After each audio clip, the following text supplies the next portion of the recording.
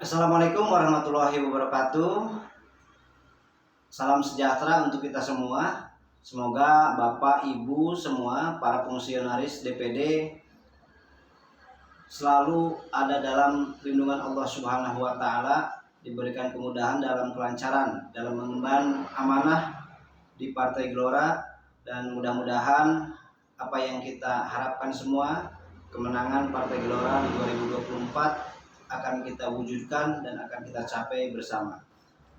Dalam kesempatan ini saya selaku Sekretaris Umum DPD Partai Gelora Kabupaten Sumedang untuk menyampaikan beberapa hal hasil kemarin pertemuan dengan Dewan Pimpinan Wilayah terkait dengan pencalonan atau pengusulan bakal calon legislatif tingkat DPRD Kabupaten, tingkat DPRD Provinsi, dan tingkat DPR.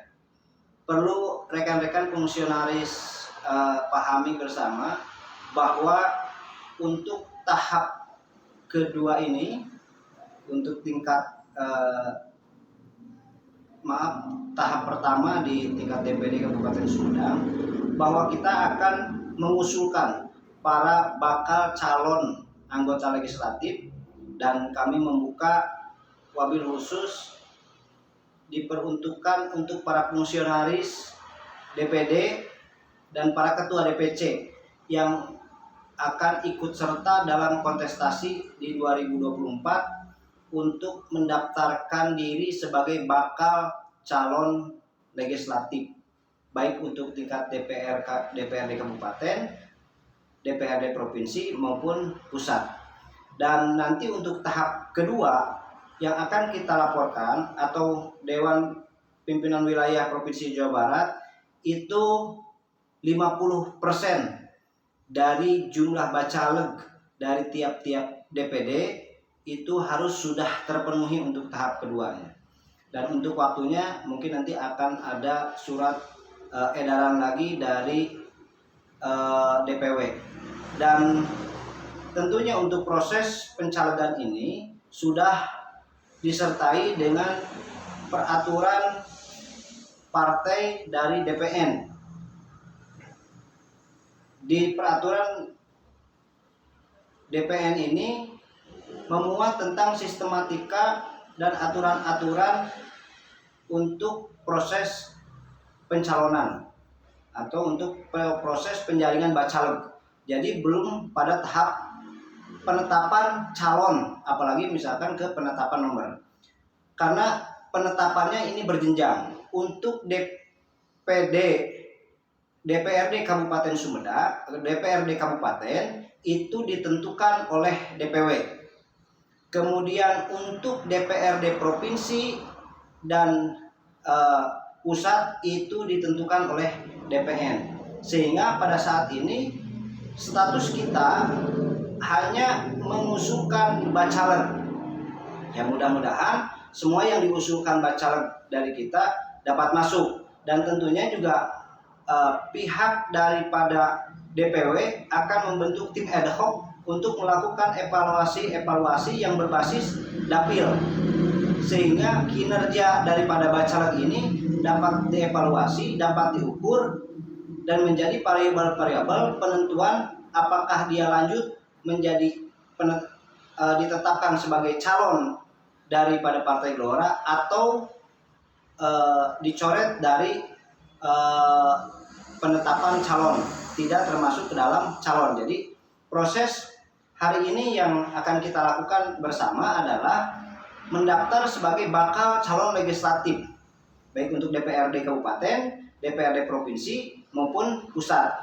Jadi ini perlu rekan-rekan pahami dulu bahwa kita masih dalam taraf bakal calon, belum pasti atau belum ada penentuan calon masuk ke tahapan calon. Karena pada penetapan sebagai calon daripada legislatif itu melalui keputusan DPW untuk para calon DPRD Kabupaten.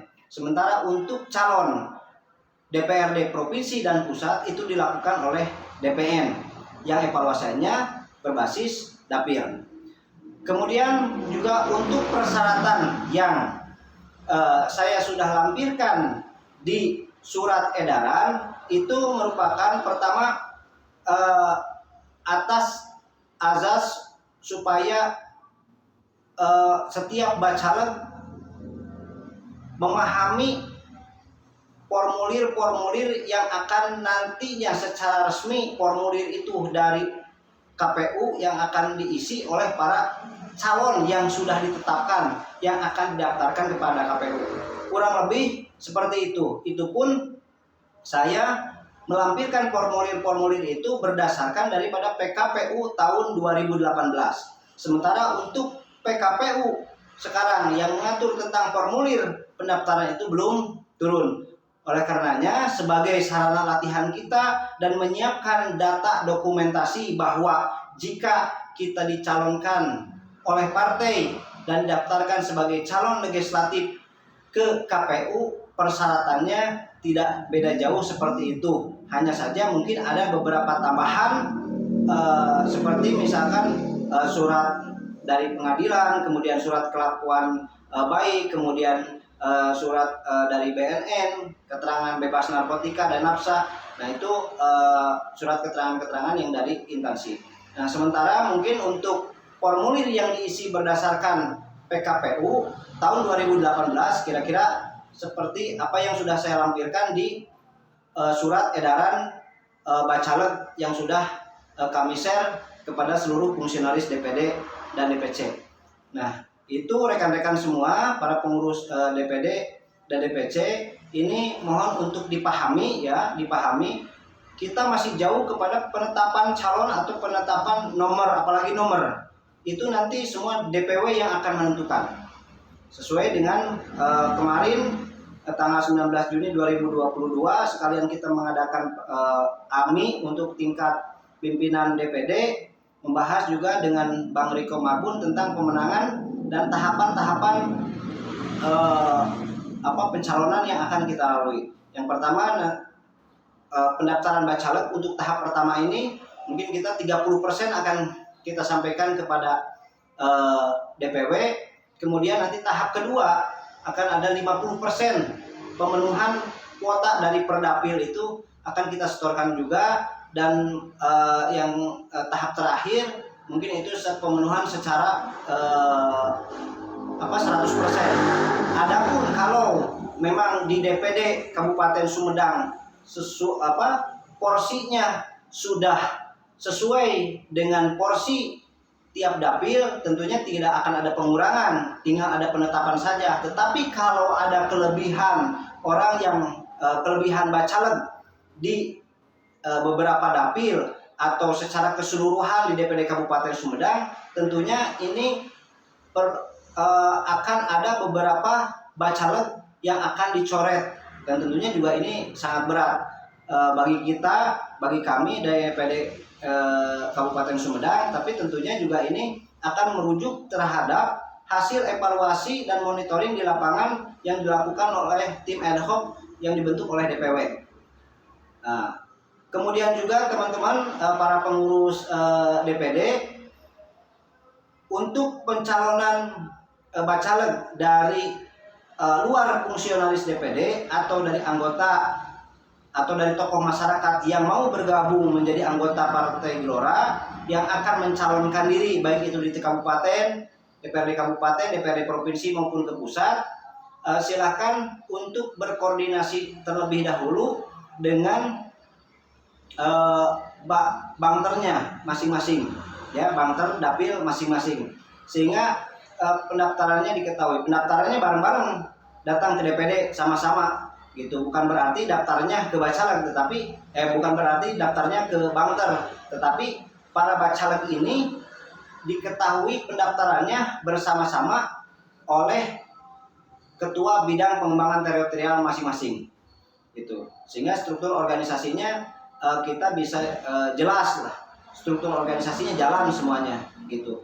Nanti untuk panitia pendaftaran, untuk ketua panitianya itu adalah ketua bidang pemenangan pemilu ya, Pak Tatang, yang nanti dibantu oleh tim administrasi dan data dari wakil kesekretariatan ya, ada Pak Yayan dan Pak Komar. Silakan untuk menghubungi mereka-mereka, atau ibu bapak semua para pengurus yang sudah siap dengan datanya untuk mengisi formulir. Boleh itu di print di rumah kemudian diisi dengan tulis tangan, atau mau ibu bapak ngadadak nulis di DPD, tidak masalah, nggak apa-apa. Sambil silaturahmi ke DPD, sambil kita koordinasi dan komunikasi, ibu bapak silakan untuk mengisi formulir yang ada.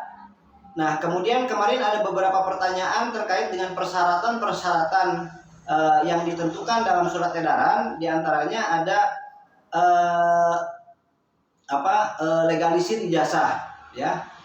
Kemudian, Pak, gimana ini kalau misalkan belum dilegalisir atau legalisirnya tahun-tahun kemarin? Nggak masalah, karena itu dibutuhkan untuk database kita, sehingga pada saat ada proses monitoring dan evaluasi kita sudah memiliki database daripada masing-masing bacalek, ya. Kemudian juga CV-nya, sehingga itu juga menjadi bahan pertimbangan kita kepada tim monitoring untuk mengusulkan para bacalek mana saja yang akan ditetapkan sebagai calon. Nah, setelah ada penetapan calon, baru mungkin nanti ada penentuan nomor, gitu. Jadi penentuan nomor, kemudian position yang penetapan calon itu dilakukan oleh DPW, penetapannya oleh DPW. Jadi bukan oleh DPD untuk penetapan calon, ya, dari bacalek naik ke calon yang akan diusulkan, itu yang dilakukan oleh DPN melalui tim ad hoc-nya. Kemudian ibu bapak semua, tentunya melalui siaran video ini juga saya sampaikan bahwa hari Sabtu dan hari Minggu kami tim pendaftaran bacalek untuk tahap pertama ini kita akan standby, ya, untuk hari Minggu. Jadi jika Bapak Ibu semua akan datang ke DPD, ke kantor, sekalian dengan komunikasi dan mengisi persyaratan-persyaratan itu, silakan, sangat kami tunggu sekali, sehingga kita akan lebih komunikatif dan lebih jelas lagi. Dan tentunya juga kalau untuk foto, saya mohon juga untuk dipenuhi juga Pak, Ibu semua, saudara-saudaraku, karena itu juga pertama untuk database juga kita juga, dan kemungkinan mungkin ada kebutuhan-kebutuhan lain untuk DPN juga, sehingga saya dengan mudah untuk memberikan data-data yang dibutuhkan oleh DPN kalau database Bapak Ibu semua ada di kesekretariatan. Itu yang kami maksudkan, bahwa kita mensimulasikan pada proses pengajuan bacalek ini seperti pengajuan untuk ke KPU, gitu, supaya nanti ibu bapak semua pada saat sudah ada penetapan menjadi calon yang diusulkan, kira-kira seperti itu formulir yang harus bapak, ibu, saudara-saudara siapkan, gitu. Nah, itu saja mungkin Bapak Ibu yang dapat saya sampaikan melalui video ini. Saya harap ini dapat memperjelas daripada surat edaran yang sudah kami sebarkan ke para fungsionaris DPD dan para bangter serta ketua-ketua DPC. Wassalamualaikum warahmatullahi wabarakatuh.